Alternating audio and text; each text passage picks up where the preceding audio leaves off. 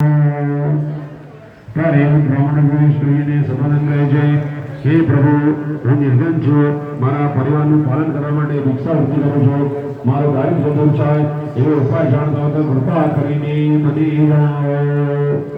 ત્યારે ભગવાન એવા દિવ્ય વિષ્ણુ ભગવાનની તમે પૂજા કરો, વ્રત કરો, એ કરવાથી તમારી મનોકામના પૂર્ણ થશે એમ કહી બ્રાહ્મણ પાસેથી વ્રતની વિધિ જાણી હરખા તોડતા સરળ નામનો બ્રાહ્મણ પોતાના ઘરે ગયો. રાત્રે ઊંઘ્યો, નિદ્રા લાગી નહીં.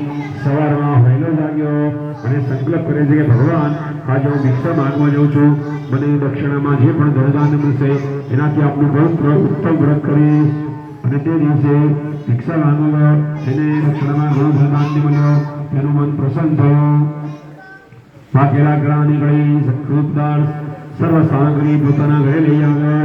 પોતાના બાંધાઓને બોલાવી યથાવિધિથી ભગવાન સત્યનું વ્રતને પૂજન કર્યું. એ ભક્તોના પ્રભાવથી એ નિહંતમાંથી મુક્ત થયો. સુવર્ણ સંપત્તિનો માલિક થયો. આવનારી દરેક પૂર્ણિમાએ શિવ સંક્રાંતે ભગવાનની વ્રત પૂજા કરતો. એના પ્રભાવથી કીર્તિ ધનદાન લક્ષ્મી યુક્ત થઈ આ લોકમાં શુભ ભોગવી અંતે વૈકુંઠપદને પ્રાપ્ત થયો. ये पण को स्त्री पुरुष करावंती भगवान सत्पणी व्रत पूरा करसे ते सर्व पापों निवृत्त થઈ અંતે વૈકુંઠ પદને પ્રાપ્ત થશે. શુદ્ધ જી કહે છે, હે વૈષ્ણવ, હવે આપણે શું